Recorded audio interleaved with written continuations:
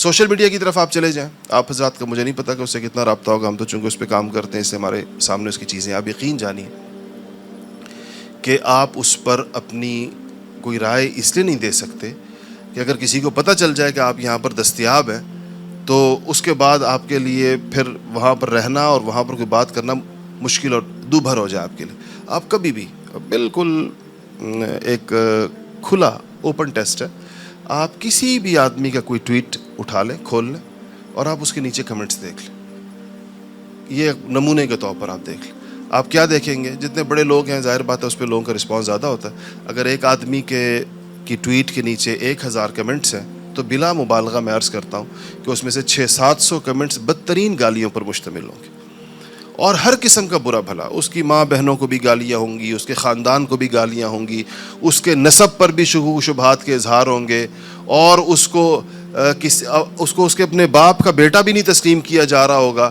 اور جو کچھ ہمارے ہاں جو غلاظت کی جتنی زبانی غلاظت کی جتنی قسمیں ممکن ہیں وہ ساری آپ کو وہاں پر نظر آئیں گی. یہ ہمارے معاشرے کا چہرہ ہے, یہ ہمارے معاشرے کا اندرون ہے, یہ اس کا باطن ہے جو کہ کھل جاتا ہے, سامنے آ جاتا ہے, اور آپ لوگ اس کو دیکھتے ہیں. دنیا بھی دیکھ رہی ہے, مسلمان بھی اس کو دیکھ رہے ہیں, غیر مسلم بھی اس کو دیکھ رہے ہیں, باہر کے لوگ بھی اس کو دیکھ رہے ہیں.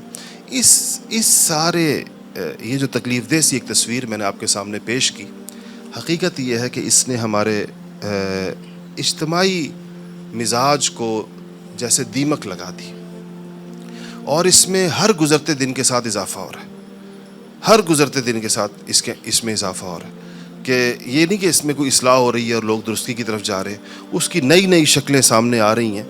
اور یہ ہمارے اہل علم کی اور ہمارے دانشوروں کی اور علماء کرام کی اور اصلاح و ارشاد کا کام کرنے والوں کی یہ توجہ کا اولین مستحق ہونی چاہیے. یہ بات, یہ وہ چیز ہے جس کا تعلق لوگوں کے ساتھ ہے. اگر اس کے ہوتے ہوئے ہماری مسجدیں نمازیوں سے بھر جائیں اور عمرے کی فلائٹیں جو ہے وہ جہاز جو ہیں وہ حاجیوں سے بھر جائیں عمرے اور حج کرنے والوں کی, اور معاشرے کی صورتحال یہی رہے, تو اس کو اسلامی معاشرہ نہیں قرار دیا جا سکتا. اس کے تو اثرات معاشرے کے اوپر مرتب ہوتے ہیں. حل اس کا کیا ہو, جو اصل بات میں نے عرض کی کہ اس پر آخر کے اندر بات کروں گا کہ صورتحال تو یہ ہے, اور اصل یہ چیز متوجہ نوجوانوں کی جانب ہے.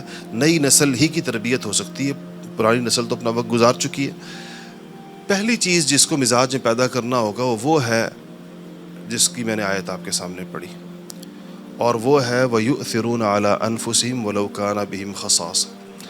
سب سے پہلی چیز جس کی تربیت دی جانی چاہیے اور اپنے بچوں کو بچپن سے دیں وہ ہے ایثار کی. اس کا مزاج بنایا جائے. اگر آپ نے ایثار یعنی اپنا حق چھوڑتے ہوئے یا اپنے حق سے دستبردار ہوتے ہوئے یا خود کو پیچھے رکھتے ہوئے یا اپنی ضرورت کو نظر انداز کرتے ہوئے دوسرے کو اہمیت دینا اور دوسرے کو تقدس اور احترام کے ساتھ اور دوسرے کے اکرام کے ساتھ اس کو موقع دینا, اگر یہ مزاج ہم نے اپنے بچوں کا بنا لیا اور اپنے نوجوانوں کو اس پر لے آئے, تینوں زندگیوں پر اس کے اثرات آپ کو نظر آئیں گے. گھروں کے اندر جب بچے آپس میں لڑتے ہیں تو والدین ایثار کی تعلیم کی بجائے بس ایک عمومی ڈانٹ ڈپٹ کر کے اپنے آپ کو فارغ سمجھ جاتے ہیں. کبھی اس پر وہ فکر مند نہیں ہوتے کہ یہ جو ایک بچہ دوسرے بچے سے چھینا جھپٹی کر رہا ہے اور ایک بچہ دوسرے بچے سے اپنے حق کے علاوہ اس کا بھی لے رہا ہے. تو میں ایک جگہ ہم ایک آئس کریم پارلر پہ کھڑے ہوئے تھے, تو ایک 2-3 بچے بھی ساتھ کھڑے تھے, ایک فیملی بھی ساتھ تھی, ہم بھی تھے. تو ایک بچے نے اپنی آئس کریم جلدی سے کھانے کے بعد اپنے بھائی کی آئس کریم کے اوپر ہاتھ ڈالا اور اسے وہ چھین لی اور وہ چیختا رہا. اس کے والد صاحب ساتھ بڑے بے غم کھڑے ہوئے تھے اور اس بچے کی شرارت کو سے لطف اندوز ہو رہے تھے. تو میں نے ان سے کہا کہ یہ بہت چھوٹا ہے, لیکن یہ اگر آپ نے ان چیزوں پر اس کو سمجھایا نہیں تو آج یہ بات اس چھوٹی سی آئس کریم سے آگے بڑھ کر زندگی کے تمام رویوں میں آئے گی. یہ دوسرے کا حق لینے کی عادت پڑ جائے گی. ہونا یہ چاہیے کہ اس کی تربیت آپ یہ کریں کہ یہ اپنی چیز دوسرے کو پیش کرے, نہ یہ کہ اپنی چیز لینے کے بعد دوسرے کی چیز کی جانب ہاتھ بڑھائے. لیکن والدین ان عمروں کی ان چیزوں کو توجہ نہیں دیتے.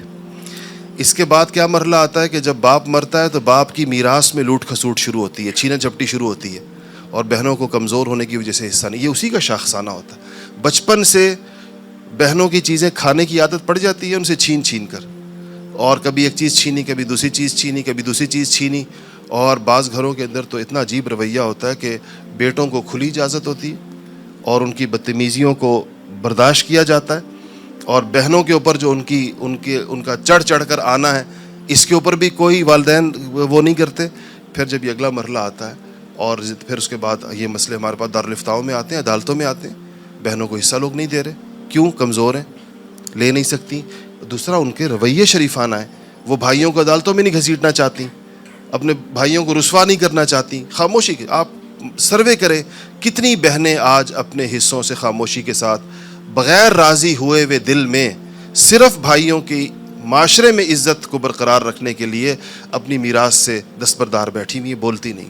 اور بعض, مجھے یہ لفظ استعمال کرتے ہوئے اچھا نہیں لگ رہا, لیکن میں کہوں کہ بعض بے شرم لوگ بہنوں کو واضح پیغام بھیج دیتے ہیں کہ میراث چاہیے یا بھائی چاہیے, اگر میراث چاہیے تو بھائی سے ہاتھ دھو بیٹھو. اور جب ماں باپ نہیں رہتے تو بہنوں کا تو سارا مان میکا ہوتا ہے, وہ پیسے لتے کی وجہ سے میکے سے دستبردار ہونے کو تیار نہیں ہوتی. وہ کہتی ہیں چلو تم رکھ لو, تمہاری, وہ بچپن سے ہی تم لے لو. تو اس سے وہ یہ رویہ وہاں سے بگڑتے ہیں. چھوٹے رویوں کو جب خیال نہیں رکھا جاتا تو وہاں سے ادھر سے خرابیاں شروع ہوتی ہیں. اس کا حل کیا ہے؟ اس کا حل ہے ایثار کی تعلیم. ایثار کی تعلیم کا مطلب یہ ہے کہ یہ بات سکھائی اور سمجھائی جائے اور اس رویے کی بچپن سے نگرانی کی جائے.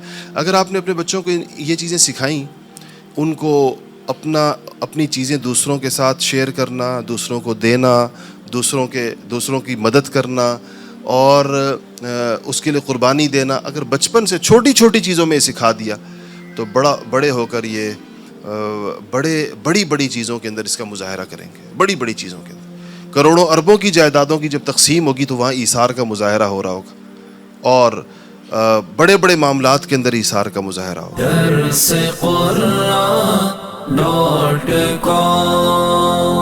www.darsequran.com